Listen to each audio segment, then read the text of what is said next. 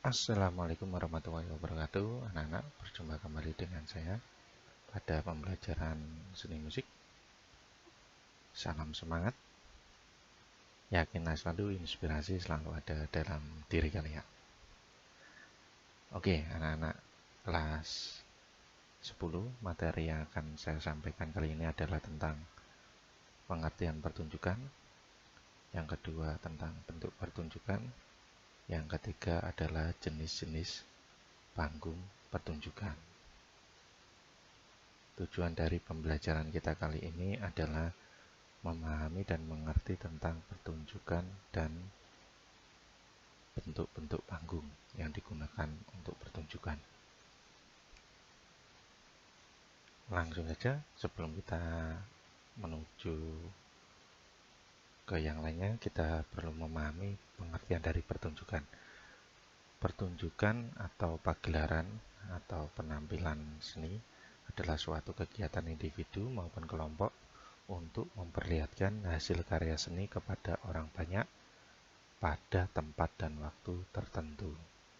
Jadi intinya menampilkan karya seni di suatu tempat dan waktu tertentu. Itu yang disebut dengan pertunjukan. Jenis pertunjukan, jenis pertunjukan dibagi menjadi dua, yaitu terbuka dan tertutup. Apa pertunjukan tertutup itu? Nanti kita ulas lebih jauh lagi. Ya, pertunjukan tertutup ialah pertunjukan yang intinya dilaksanakan atau dilakukan di suatu tempat tertutup, bisa di dalam gedung atau di dalam ruangan. Ciri-cirinya: satu, bersifat resmi. Pertunjukan tertutup itu biasanya bersifat resmi. Dua, tadi di dalam gedung atau ruangan. Tiga, mempunyai panitia penyelenggara. Jadi pertunjukan ini biasanya ada panitia, mulai dari ketua panitia sampai dengan seksi-seksi yang mendukung kegiatan pelaksanaan pertunjukan seni tersebut. Yang keempat, ditiketkan.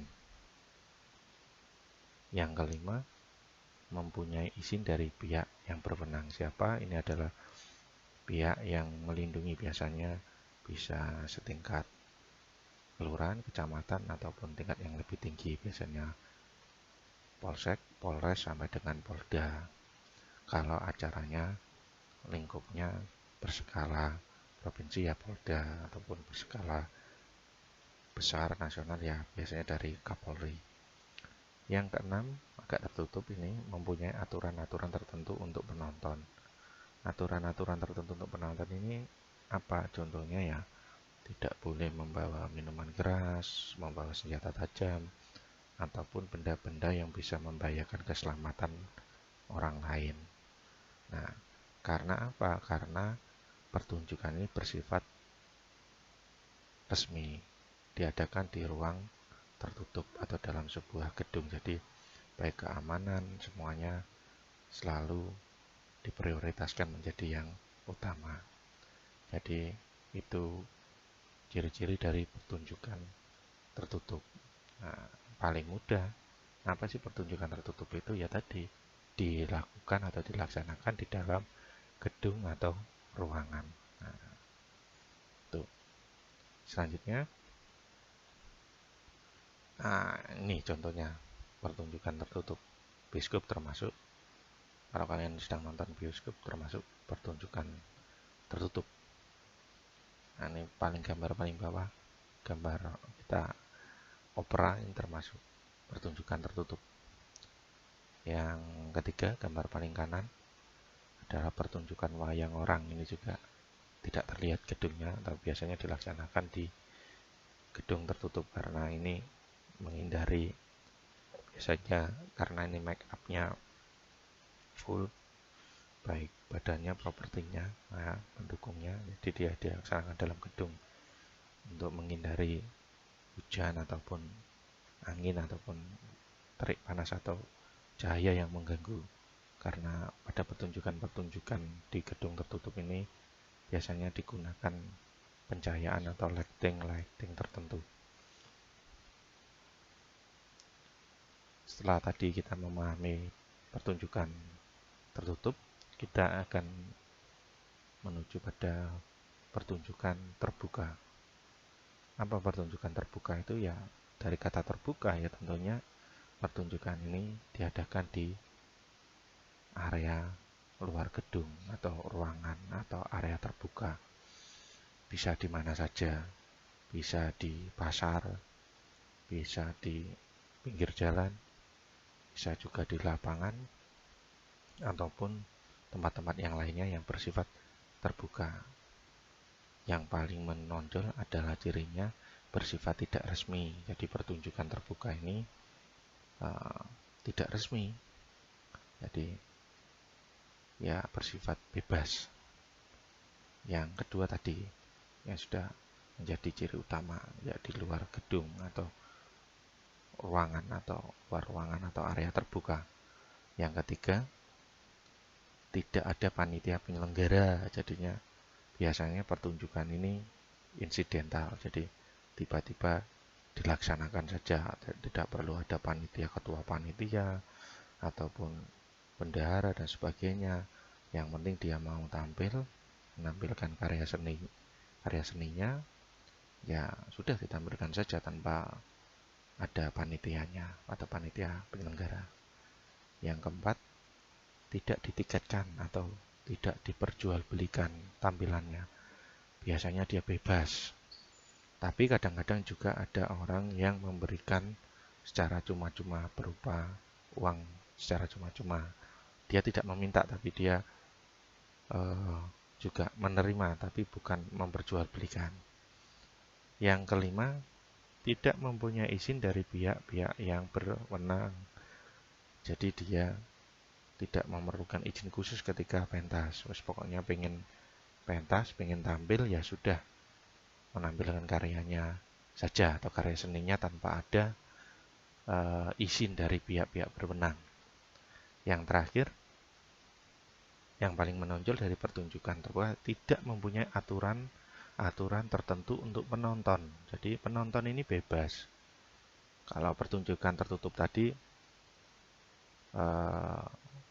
penontonnya diatur oleh aturan. Contohnya tadi saya sebutkan, tidak boleh membawa senjata tajam, tidak boleh membawa minuman keras atau barang-barang yang melukai orang lain atau membahayakan orang lain. Tapi kalau di pertunjukan terbuka ini bebas, bahkan orang gila pun boleh boleh melihat pertunjukan terbuka ini. Tidak ada aturan yang melarang. Orang gila dilarang nonton pertunjukan terbuka ini. Jadi bebas siapapun. Mau lihat pertunjukan ini pakai sarung, mau dari sawah, atau istilahnya kalau orang Nganjuk habis dari sawah malam-malam ya, ngelep pari terus langsung nonton, boleh. Habis sholat dari musola masjid terus ada tampilan di pinggir jalan nonton, boleh. Dan yang paling sering di sini pertunjukan terbuka ini penontonnya ini bebas. Bahkan kadang-kadang anak-anak bukan di Nganjuk saja, rata-rata hampir kalau nonton dangdut yang bersifat terbuka bebas ini, bahkan mulai awal dia sudah mempersiapkan diri untuk tawuran. Jadi tidak murni untuk nonton tapi untuk tawuran. Jadi ya bebas, tidak ada yang melarang. Tapi kalau dia bawa minuman keras juga tidak ada yang tahu, tidak ada pemeriksaan karena bebas. Jadi tidak mempunyai aturan-aturan tertentu untuk penonton. Bahkan orang gila pun boleh nonton, kesalahannya semacam itu. Itu dari pertunjukan terbuka. Jadi yang membedakan terbuka tertutup yang paling mudah tadi tempatnya dan aturan-aturannya tadi. Oke, ini contohnya. Untuk contoh pertunjukan terbuka. Nah, ini ada, kalau kalian ke Yogyakarta, kalian jalan-jalan ke Maliburu, pernah lihat angklung. Nah, ini gambar yang paling kiri paling atas. Musik angklung jalanan ini terbuka. Dia tidak membutuhkan izin khusus. Tapi dia juga tidak meniketkan tontonannya atau memperjualbelikan, tapi kalau ada orang yang memberi uang secara cuma-cuma, mereka tidak menolak. Terus gambar yang kanan atas, ya, Reok Ponorogo ini juga terbuka. Jadi di area terbuka, ini kalian lihat hampir sama. Penontonnya juga banyak, terbuka. Jadi dia juga tidak menarifkan siapapun boleh nonton. Yang gambar paling bawah ini konser di kampus, biasanya konser anak-anak mahasiswa. Ini juga dia menampilkan pertunjukan tanpa di dalam gedung, tanpa ruangan, maksudnya tidak di dalam ruangan, tidak di dalam gedung, terus tidak ada aturan-aturan khusus, siapapun boleh nonton. Nah, ini contoh pertunjukan terbuka. Jadi sangat simpel sekali. Jadi bedanya pertunjukan terbuka dan tertutup tadi, kalau tertutup ya dalam gedung ada aturan-aturan tertentu, dan yang lain-lainnya kalau terbuka di luar ruangan dan tidak ada aturan-aturan tertentu yang mengikat. Oke, setelah tadi kita memahami tentang bentuk pertunjukan, sekarang kita bicara tentang jenis panggung. Kalau kita bicara pertunjukan, kita tidak bisa lepas dari yang namanya panggung. Panggung itu apa? Panggung itu tempat pentas, tempat menampilkannya. Nah, jenis panggung pada pertunjukan, baik terbuka maupun tertutup, ada 4. Yang pertama, arena, disebut arena. Yang kedua, proskenium. Yang ketiga, tras. Yang keempat, tapak kuda.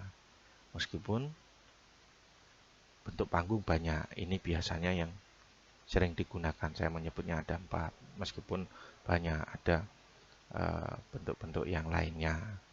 Saya hanya menjelaskan 4 ini karena ini yang sering digunakan. Oke, apa sih jenis panggung arena itu? Mohon maaf, apa sih jenis panggung tapak kuda? Jadi boleh dibalik-balik, ini tadi saya yang muncul tapak kuda dulu, saya akan jelaskan. Jadi panggung arena tapak kuda atau tapal kuda adalah bentuknya semacam ini. Yang di tengah kotak ini adalah untuk pemain, sedangkan yang melingkar setengah lingkaran ini untuk penonton. Kalau dilihat ini seperti tapak kuda atau tapal kuda atau sepatu kuda. Nah, itu makanya disebut dengan panggung tapal kuda atau tapak kuda. Nah, ini yang disebut panggung arena. Panggung arena ini cirinya yang panggungnya berada di tengah ini. Ada tulisannya bahasa Indonesia stage ini, stage. Nah, pemainnya nanti di tengah, audiensnya atau penontonnya berada di samping-samping melingkar ini. Nah, bentuknya nggak harus melingkar. Jadi kalau arena itu yang penting yang tampil di tengah, yang nonton memutari atau melingkar, ini disebut sebagai panggung arena. Oke, saya lanjutkan. Nah, ini selanjutnya adalah proskenium.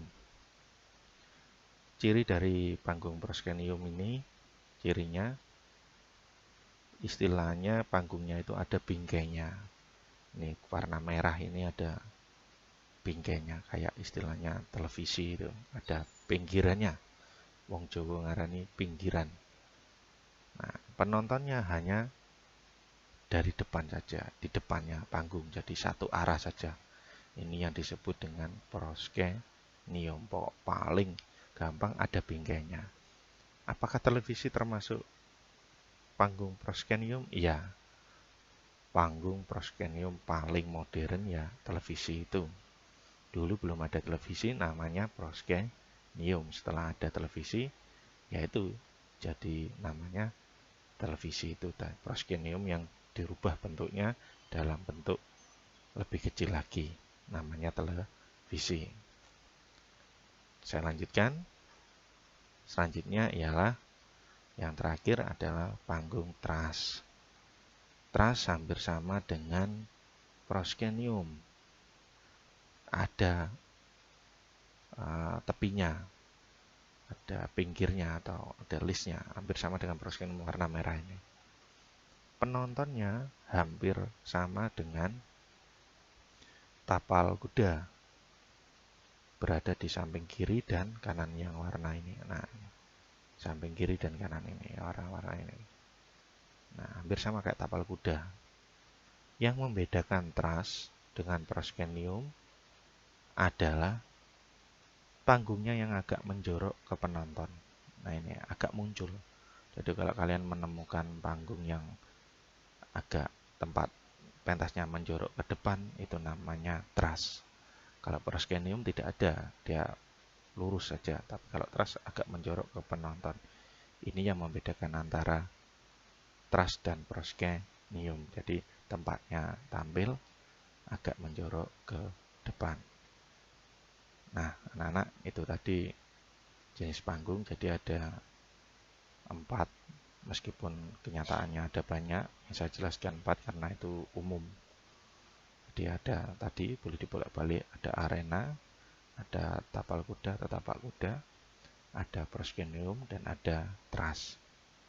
Saya harap penjelasan saya tentang pertunjukan, jenis pertunjukan, dan jenis-jenis panggung bisa kalian pahami dan mengerti untuk menambah pengetahuan.